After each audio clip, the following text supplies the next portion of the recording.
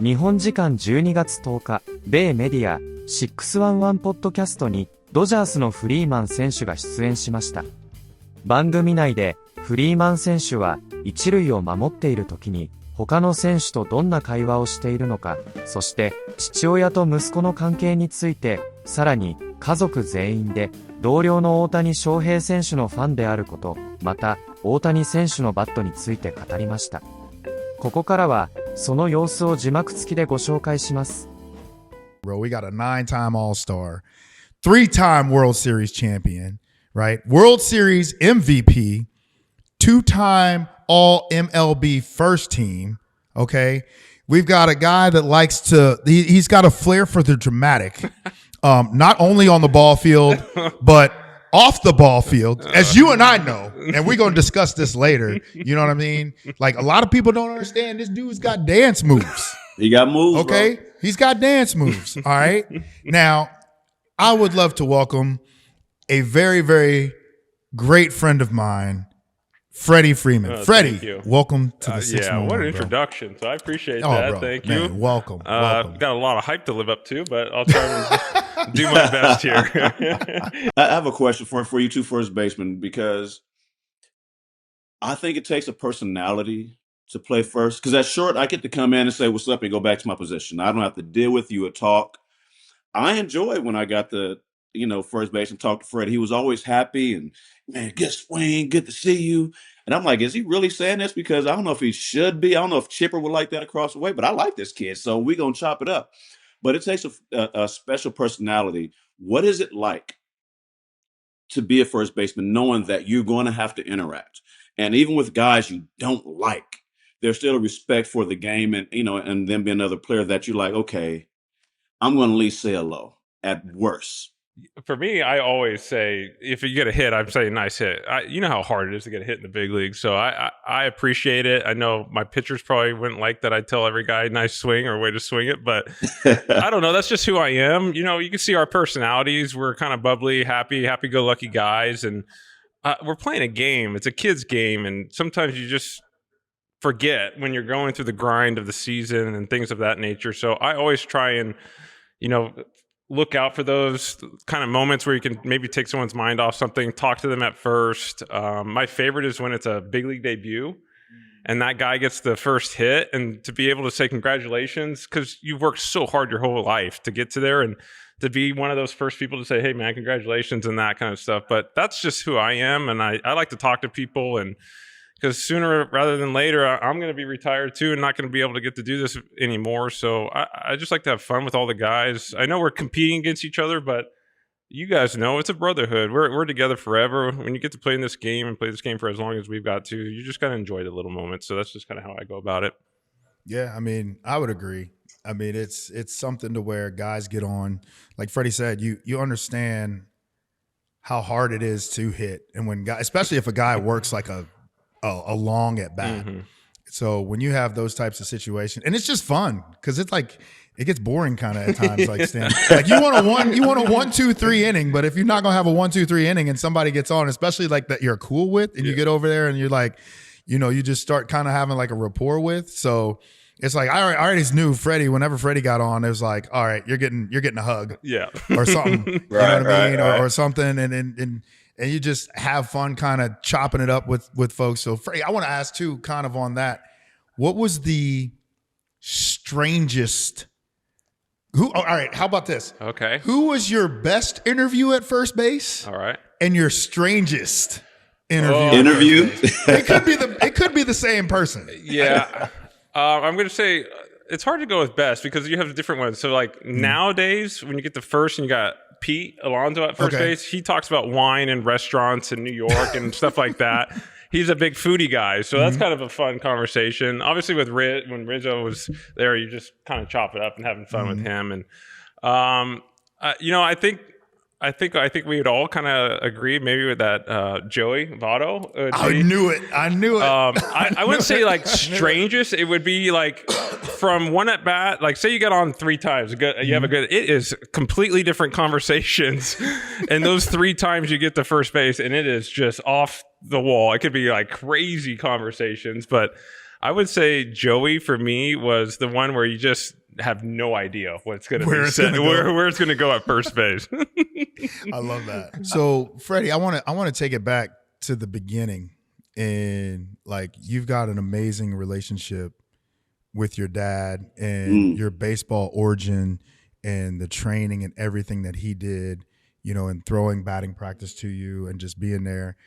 How has that shaped your relationship with your sons in terms of, you know, how you interact and do everything? Because we know Charlie's a superstar. Yeah. And Charlie and Lexi played on the same T-ball team way back when. Mm-hmm. That was Lexi's one and done year.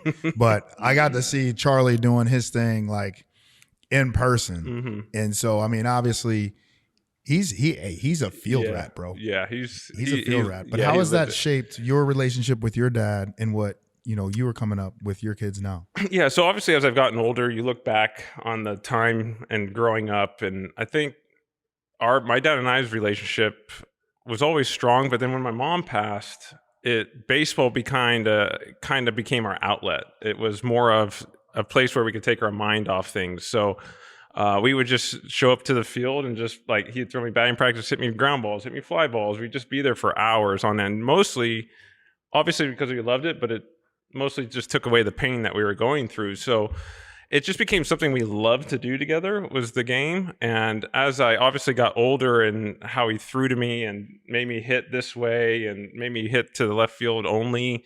But it was more of teaching me how to have a relationship. Like the relationship my dad and I have together is, I think when I look back, is what I don't think he was trying to accomplish, but that's what was accomplished, was the closeness, the bond that was created through baseball. And now as I have kids, you just want to be there for your kids at baseball and doing everything you can to be present in their lives in sports or whatever they're doing. So it's taking Charlie to every single practice, every single game, sitting there and watching him, knowing that his father is there and trying to create that bond. Because that's the one what I took most from growing up with my dad, was how close we were because of sports and the tough times we went through. So that's what I'm trying to instill, or at least show my kids, that their father is there for them no matter what they're trying to do. So it's not more about hitting and things of that nature. It was more of, now I call my dad after every game and things of that. It's like, we're so close. Well, we still see him there today. Yeah, I just left him. I just had breakfast with him this morning, you know? So it's just... That's dope. Yeah, you know, it's just more of the relationship that you look back, and now that we have, as we've gotten older and I have kids, and you see like, oh, I want that same relationship with my kids. So you start rewinding, like, okay, what did we do as kids? And so you try and implement those things with your kids. And you know, I'm just trying to, I always say if I'm half the father my dad was, my kids are pretty good off. He'll tell you the same, that I'm way better father. And so if you have that kind of rapport with your dad and you just try and pour it into your own kids, that's the kind of the relationship I'm trying to instill. But then you have all the other baseball stuff that I think he was throwing into there, you know, to make me better. But I think it's more of just showing my kids that how much fun it is to do things with your parents. Mm-hmm. And I that's what I took from my dad growing up. I always found this interesting. So I got to see it with Ryan's kid, and you are who you are. You're great. You have all these accomplishments that you've made, but you walk in the clubhouse and you're just dad. Yeah. And your kids have favorite players. And as on the outside, we're like, oh, your dad has to be your favorite player, right? Do you know who your dad is? And they're just like, yeah, whatever. I see this dude every day. Yeah. Shane Victorino was Darian's favorite player. Started switch hitting, stopped switch hitting when Shane decided to stop, all that. And I'm like, bro, like, you chose Shane over your dad? Like, what are you doing? No, look, no slight to Shane, that's my little brother, but that's come on, bro. Who are your kids' favorite players? Okay, yeah, so it seems to change every year. Like, I think it's more of the cover of MLB The Show is a big has a big influence. Big influence, big avenue. Obviously, probably 5-6 years ago, it was all Fernando Tatis Jr. Then obviously 2022 All-Star game, he got to meet Shohei for the first time. And so now Shohei's like, it's even our favorite player, you know, like it's everyone's favorite player is Shohei. But I would say who Brandon and Max talk about is Freddie Freeman, because they can't really. Dad and Freddie Freeman they don't really they haven't really got it figured out yet. Mookie Betts and Shohei Ohtani, those are the names they can say. Okay. And so I would say Mookie, Shohei for Brandon and Max, and Charlie he loves like Ellie De La Cruz, like guys that can run fast, they can do all the tools, you know, like exciting players, the young like Bobby Witt Jr., like Charlie loves those guys. So but Charlie knows everybody. So we do the game called MLB Pickle, and where have you seen it? It's on the MLB app. You got to guess the player by certain clues. Like we always start with me, and then it'll say like if it's in the NL East or AL Central, and you got to guess. And it is amazing, Charlie, getting guys that like last night's shout out Colson Montgomery, the shortstop. Like Charlie got him. I was like, dude, this guy came up with 2 months to go last year. And like he just loves the game of baseball. So it's interesting. It changes every year, but I would say the exciting 5-tool players, I think is what the younger generation kind of grow toward. And seeing Ellie hit a ball 500 feet, throw it 100 miles an hour, stealing home, doing all kinds of crazy things. I think that's what, the younger generation kind of goes, not the 36-year-old old first baseman that lumbers around the bases,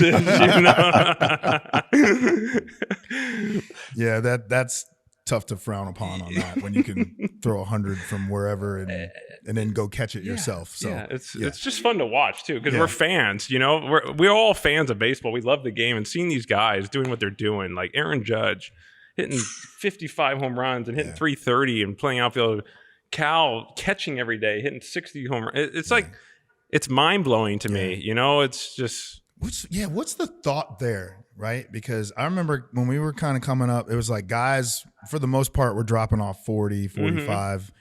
Now you got guys hitting 50 on the regular. Shohei's done it 2 years in a row. Judge has done it probably the last 4 years in a row. Schwarbs is getting into the mix. Yeah. So I mean, like when you're seeing guys now, especially, so you're the perfect person to ask in this situation because you were there when Jimmy and I were still there. We were the older guys then. Yeah, you guys were. You were the young pup coming in, right? So from the pitching, I heard that. But the pitching from when you came in to where the pitching is now, right? You got to face Savage, you got to face Mizrachi, like all those guys from when you first came in. Because your first homer was off of Roy, wasn't it? Halliday, not too shabby. Yeah, that's something to put in the books. I was there for that. Yeah, I was there for that one. I watched it. But like, what is your take from when you see a guy when you face a Roy Halladay to where you're seeing the Mizrachis, the Savages, and the guys that you're facing in today's game? Yeah, so I think the difference is there's a lot more guys that pitch like Roy, not were Roy. Like they were cutting it, sinking it, throwing curveballs, getting you off. Kind of almost like I view Yamamoto kind of like Roy in the sense of how he could pinpoint a ball, his command. He was setting up hitters. Obviously, Yamamoto's 97 to 99 and all that stuff. And I faced Roy at the end more of like 91 to 94. And, I didn't get him early on, but it's a lot of throwing now. And I think that's the key that I've learned as I've gotten older is not swinging at that 1-0 heater that's on the inside corner blacked. It's okay to take that pitch and wait for them to miss their next spot and miss 3 inches out over the plate. And then that's my honey hole where I can just shoot that into the gap. So I think it's you got to know who you're facing.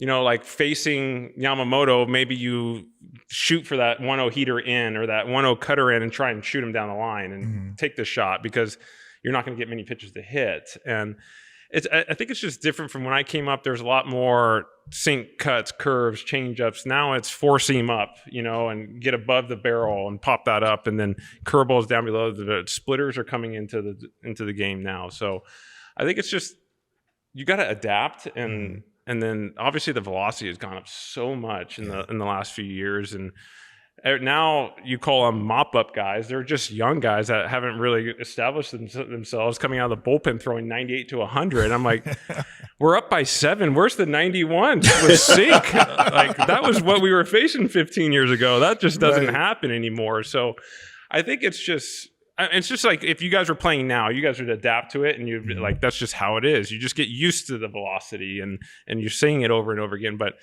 in the span of 16 years, I would say maybe you would count the one guy coming out of the bullpen throwing 95 to 98 when I came up in 2010, and now it's every guy. So the game has changed, and sometimes it's like we want the guys to throw as hard as they can. So now they're going full velocity for 2 years, and they blow out. And then you kind of feel bad for it because it's almost like next man, who's going to be the next guy to throw 100? And they're all throwing 100 now, and so much TrackMan's behind them, and like spin rate, and this is like, well, your slider's only spinning 2100. Let's see if we can spin it 24. So now you're throwing it even harder, and it's more torque on your elbow. So it's different from now than it was back in the day, because everyone was just trying to hit spots when we were first coming up, when I first came up, and now it's just, let's blow them away. And it's different. It really is. And as you get older, that fastball looks harder and harder and harder. Do you change your bat? Do you change your bat at all, or you keep the same? I have used the same bat for 17 years. Same model, same weight, same length. I have never changed. It has been the 34-32 cupped CB15, Carlos Beltran's model. I have never changed. It's kind of like an I-13 barrel with a little thicker handle. It's been balanced for me. Even in August in Atlanta when I was playing there, and I was so tired, it's just something when you pick it up and you're like, this just feels good, and I've never changed the weight. There's probably a good chance Chase probably held your bat and probably has a model too. For sure. For sure. Chase probably has a 40 lot of people Freeman grab model. my bat and they're like, ew, and hand it back to me. There's so many guys that's bats. I'll pick up and I'm like, oh, this is great. And then like give it back to them. They leave. I'm like, that was terrible feeling, it's weird how some people's bats are like, Shohei's bat's huge, and he swings it like a toothpick, and I would never be able to swing it like him. So there's like, it's weird, different bats for different people. What's he swing? I think it's like a 35. I never really looked at the weight. It's heavier than mine because I can't. It felt like I was swinging a. Hey, he's in that SUV range, young James. I told you, bro. I was going. Sometimes you got to take the family. So my bat was a 35-34. So Shohei, that explains a lot. And that explains a lot. 30 rows to left center homers that you hit. So I'm not saying to change your bat because it's worked for you. You're an MVP, and look, I'm done.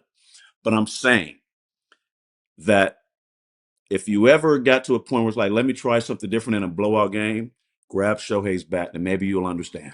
If he lets me. Yeah. See if he lets me.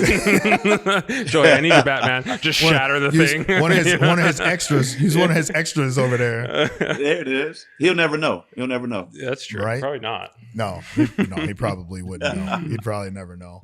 いかがでしたでしょうか。このチャンネルでは日本人メジャーリーガーなどを中心に野球情報をお届けしています。この動画が良かったら高評価、チャンネル登録をよろしくお願いいたします。今回も最後までご覧いただきありがとうございました。それではまた次の動画でお会いしましょう。